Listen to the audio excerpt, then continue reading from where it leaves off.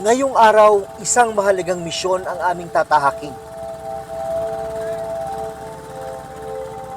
Pakay kong hanapin at kumustahin ang mga mangingisdang dati kong nakasama 6 na taon na nakararaan sa Scarborough Shoal o Baho de Masinloc.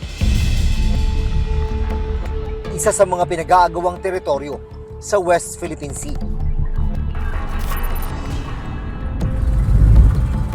Sakay ng malaking bangka, sinamahan namin noong 2018 ang grupo nina Delphine at Kapitan Romel sa pagpalaot nila sa Scarborough Shoal.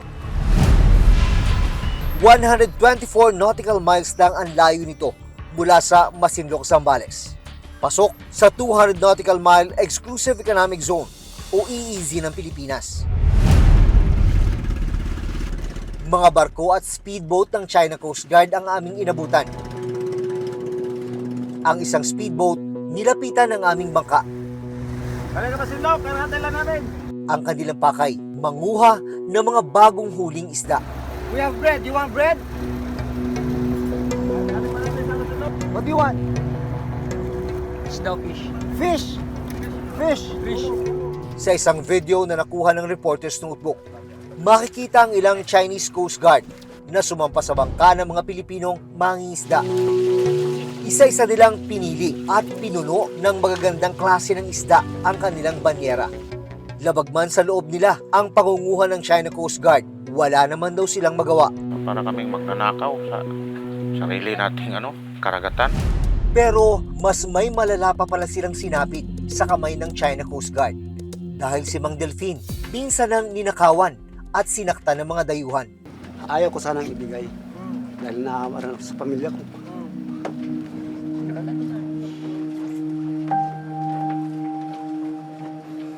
Halos nga, wala akong kinita, sir. Ito, sa Scarborough, umuwi kami luhaan. We are carrying out a routine patrol under the sea area of the People's Republic of China. This is a traditional fishing ground, right? Makalipas ang 6 na taon, may nagbago ba sa kanilang mga buhay?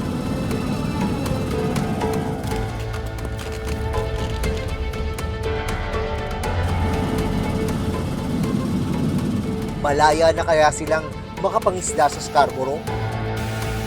Lakas. Lakas ng pressure niya.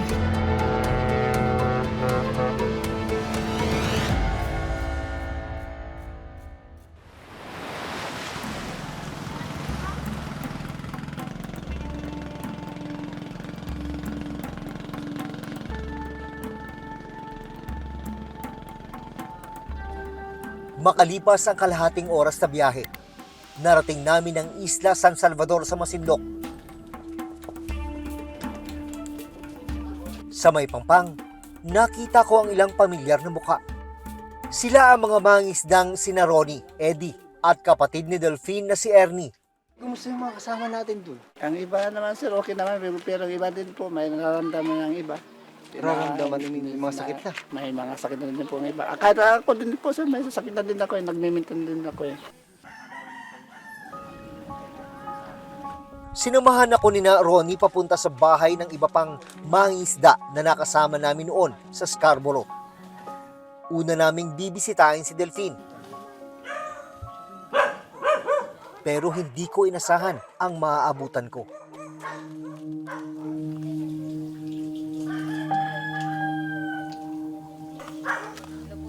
Si Delphine, ano? Kilala mo siya yan? Delphine. Ang dating malakas at masiglang nakasama namin sa pangingisda.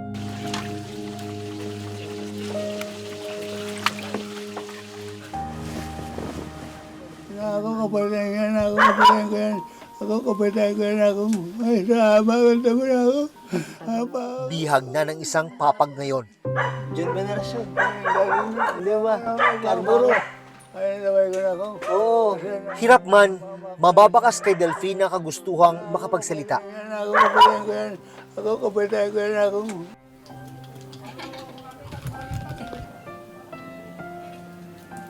Ako wala na. Naalala mo yan. Tingnan mo.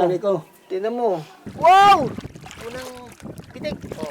Unang pitik. Huli agad. Sino yan? Dito pala siya, no? Ikaw yan. Salamat. Lakas-lakas mo pa dito. Wala na. Tagal na daw po. Kwento ng asawa ni Delphine na si Gigi, taong 2020, nang atakihin sa puso si Delphine. Sumama po siya lumaot. Nung bababa na daw po siya, bigla na lang po daw siyang natumba. Na-stroke na po. Kaya nagkaganyan na siya? Opo. Hindi ko na siya makausap. Kala ko po, mawawalan na din po siya ng araw na yun. Napating na naman daw sa Rural Health Unit o RHU ng Masinloc si Delphine. Pero hindi nabubuti ang kanyang lagay. Hirap na siyang makapagsalita. Nakabaluktot ang kanang kamay. At madalas nananakit ang kanang hita. Hindi na rin siya makalakad. Mula noon, hindi na raw muling nakabalik sa Scarborough si Delphine. Isa sa sinisisi ni Gigi sa nangyari sa asawa, ang mga naranasang harassment sa Scarborough Shoal. Ayaw ko sanang ibigay. Dahil naaawaran ako sa pamilya ko.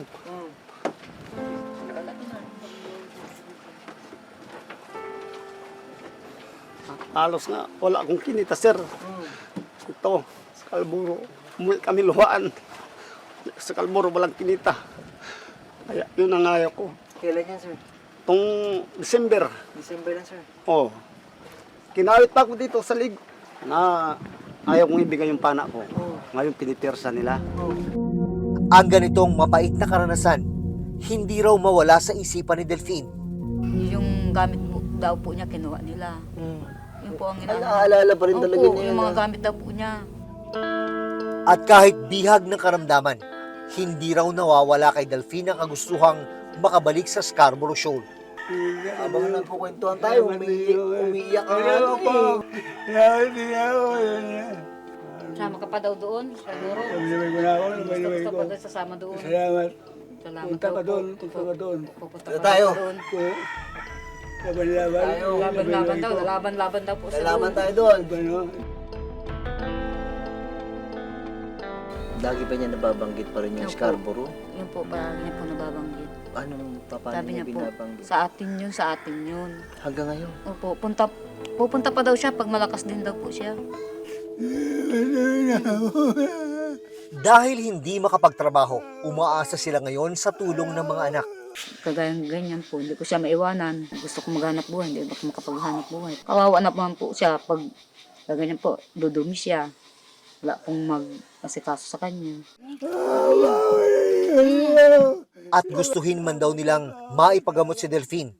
Kulang na kulang sila sa pantustos. Salamat dito ako. Iba ako. Dagdag na hamon din ang pagdadala sa kanya sa ospital. Kailangan pang tumawid ng dagat para makarating sa bayan ng Candelaria, kung saan naroon ang ospital na pwedeng tumingin kay Delphine. Salamat dito ako. Ang layo-layo po, bago wala pa kami sariling bangka na isakay siya, hindi pwede po sa bangkang malaki. Kasi hindi po siya nakakalakad. Hindi. Dito lang. Nagdadasal po ako na sana po may tutulong sa amin.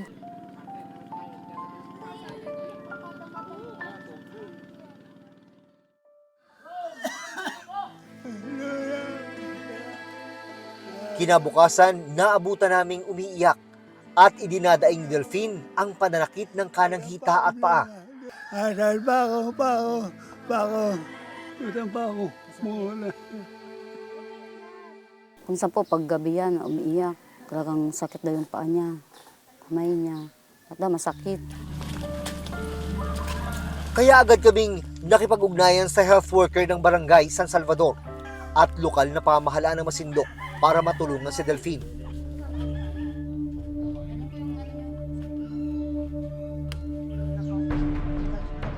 Para madala sa Pampang, kakailangan din siyang ipahila sa isang kalabaw. Mama, sabi nila. Alunan. Ebante mo si para din pintahan. Ebante mo pa siya kaunti doon sa unahan. Sa tulong ng kanyang busong anak na si Deji, na nagsilbi niyang sandalan, ibinyahe si Delphine habang hila-hila ng isang kalabaw na nagmistulang isang ambulansya.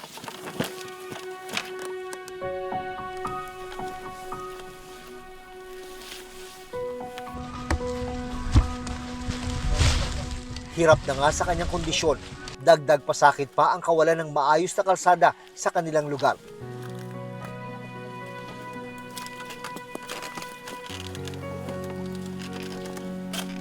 Pero para sa pamilya ni Delphine, ito raw ang pinakahihintay nilang pagkakataon.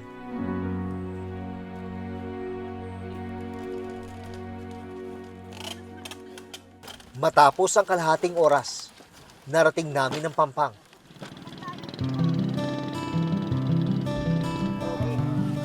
Pinagtulong-tulungan siyang isakay sa isang bangka.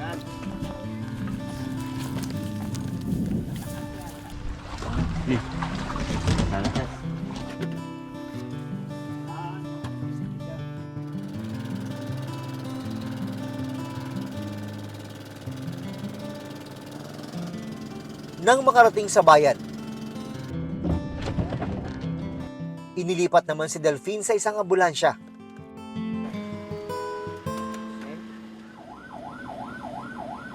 Hindi nagtagal, narating namin ang ospital. Makalipas ang 4 na taon, sa wakas, matitignan ng espesyalista si Delphine. Ano ang matutuklasan sa kanyang kondisyon? May pag-asa pa kaya siyang gumaling? Ang gagawin po natin po, itataas ko po itong kamay nyo, ha? Walang problema. Subukan nyo nga pong igalaw to. Yan. Sige po. Subukan igalaw. Taas, taas. Yan. Pero masakit po ito tayo, no? Sumasakit, no? Tigas na. Wala pa ako.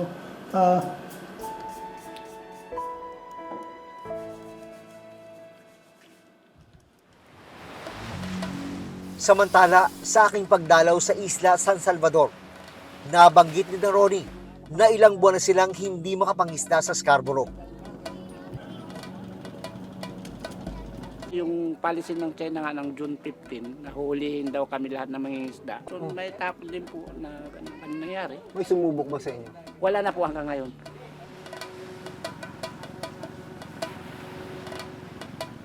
Yung mga mangingisda dito sa Isla San Salvador, nitong nakaraang Hunyo pa huling napunta sa Scarborough Shoal para mangisda. Pero simula nga nung magbanta yung China, nahuhulihin yung mga mangingisdang magpupunta roon, tumigil na sila. Kaya yung mga mangingisda dito na lang sa municipal waters ng Masinloc, Zambales. Tingnan natin kung ano nga ba yung kanilang mahuhuli kung nandito lang sila sa municipal waters. Habang nasa bangka, muli naming napagkwentuhan ang aming naging biyahe sa Scarborough Shoal noong 2018. Pag di ba pag nangangawi lang tayo, ulam na. Ulam na.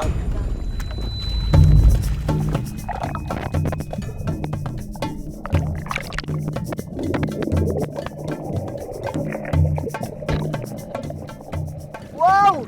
Unang pitik. Unang pitik. Huli agad.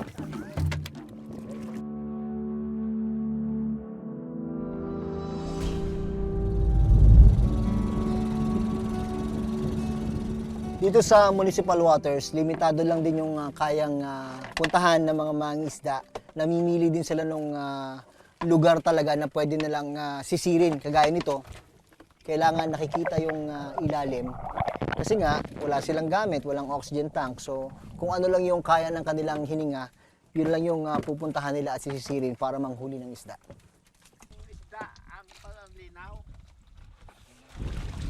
Anim na taon na lumipas mula nung nakasama ko yung grupo ng mga mangingisdang ito. Ganun na ganun pa rin, halos wala pa rin nagbago. Tingnan mo naman yung mga gamit nila. Kinakalawang, ito, yung mga pangpana, mga goggles nila, lumang-luma. Ganyan ang buhay ng mga mangingisda dito sa Masinloc, Zambales.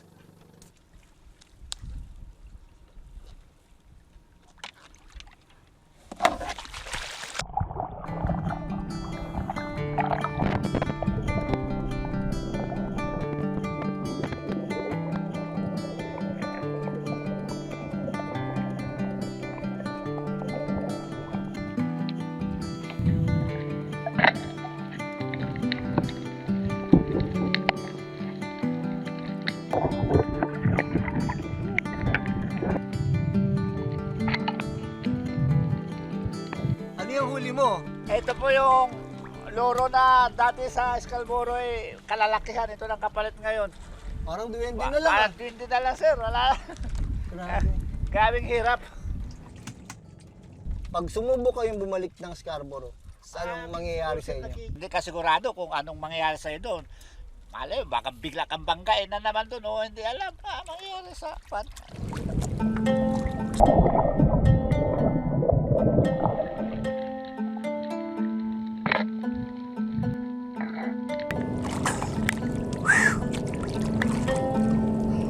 Makalipas ang isang oras na laot, nagpasya na sina Ronnie na umahon. Hirap talaga. Hulihan na dito, mailap. Isda. Kahit na ginagamitan na yung habang hininga, wala talaga. Pag tira mo, yung isda.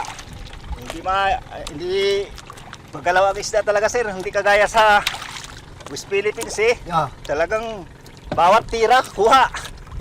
Malayo talaga. Sa isang oras nyo kaya doon? Marami na, sir. Sa isang oras mo, makakuha ka na siguro mga 3 kilo. Eto, may 1 kilo ba ito? Sir, May 1 kilo ba tayo ngayon? malakas. Wala, no? Ang kaunting huli ngayong araw, paghahatian pa ng grupo. Puwat ng itong may banta ang China. Kaya natakot yung iba. Siyempre ayaw din nila makulong siguro. Kaya yun, wala nang lakas loob na pumunta. Masakit isipin na ang ating mga mangisda hindi makalaot sa sarili nating teritoryo. Tapos makikita mo sa TV yung barko ng natin. Coast Guard at saka Bipar, binabaga na lang, nabubutas. Kami pa kayang kahoy ang sinasakyan.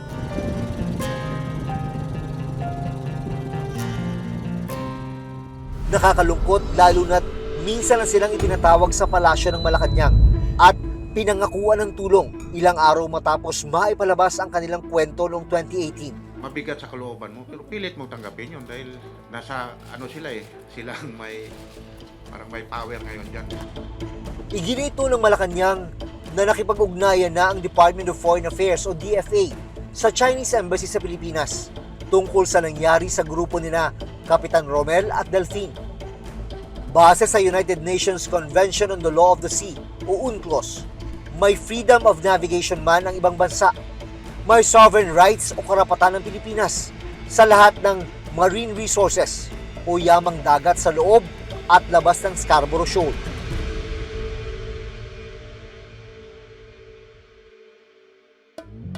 Binigyan din sila ng mga bangka. Ang problema, hindi naman nila ito mapakinabangan. Bakit nga ba hindi napapakinabangan ito? Dahil po, sir, sa marami pong kakulangan, nung inano po namin to, ini-estimate po namin sa gagawa, ang pinaka-budget niya po dito, nasa 100,000 pa ang kagastusin daw pa po namin. Saan po kami kukuha ng ganun pong halaga? Ay halos pangbili po namin pagkain namin po, hirap. Samantala, pagdating nila Delphine sa ospital, agad siyang sinuri.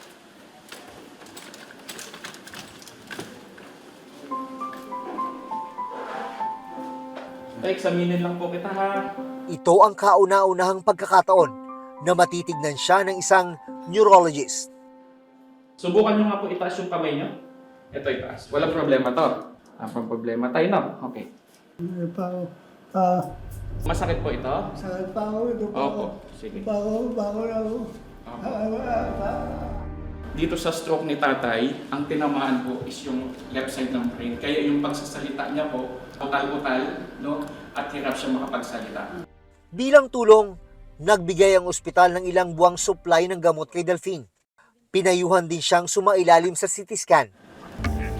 Kaya mula Candelaria, muling ibiniyay si Mang Delphine sa isang ospital sa Iba, Zambales para maisagawa ang CT scan. Sa ngayon, maliban sa mga gamot, kakailanganin din ni Delphine ang physical therapy para unti-unting maigalaw ang kanyang kanang kamay at paa. Pero sa grupo ni Delphine na aking nakasama noon, isa pa nilang kasama ang hindi ko pa nahahanap. Ang kapitan ng bangka na si Romel Sihuela. Hirap talaga. Isinama kami ni John Lester sa kinaroroonan ni Cap Romel. Nagulat ako sa aking nalaman.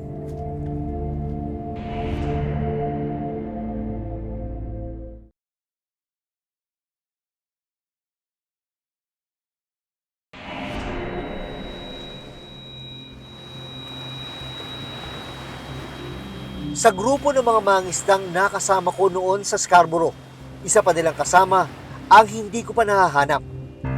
Ang kapitan ng bangka na si Romel Sihuela. Sumunod naming pinuntahan ang kanilang lugar. Dito, sinalubong ako ng kanyang anak na si John Lester. Bago namin puntahan si Kapitan Romel, isinama niya muna ako sa daungan ng mga bangka sa kanilang lugar. Yang nakikita nyo sa aking likuran, yan yung mothership na sinakyan namin papuntang Scarborough Shoal sa dalawang pagkakataon noong 2018. Yun nga lang nakakalungkot dahil ito na lang yung natira sa mothership dahil naabandon na raw ito. Pero si John Lester, may isa pa palang masamang balita. June 1, 2022, sabi ng airmat ko na may nararamdaman lang daw siya dito sa likod. Tumakbo yung mother ko sa bahay ko, sigaw na si papa ko daw, papa mo tulungan mo kay malay nararamdaman, bigla na gingalo.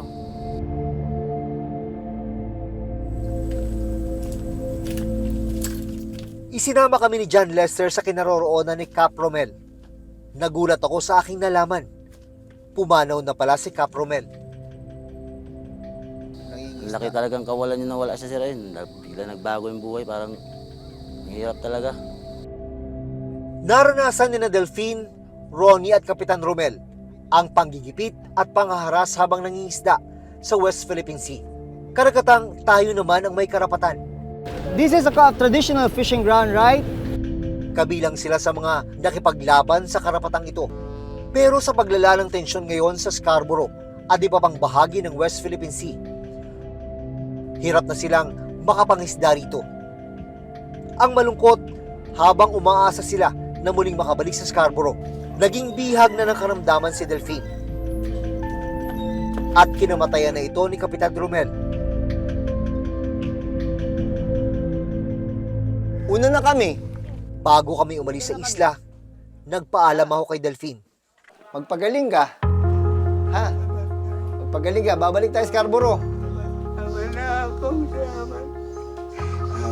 Kaya yan, kaya. Tabang ka lang, ha?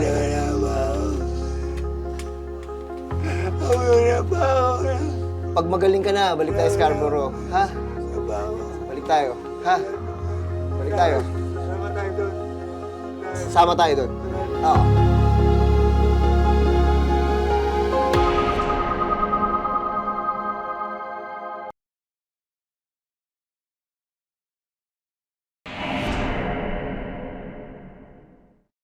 Abangan sa susunod na Sabado.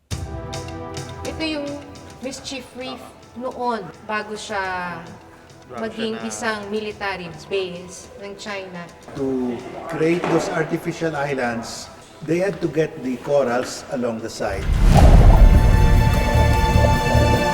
About 17 coral reefs. Equivalent to how many Tubataha reefs? That's about 8. About 8 Tubataha reefs. Para lang sa isang ganito. Huwag tayong magpapatakot. Huwag tayong pasisiil, huwag tayong luluhod.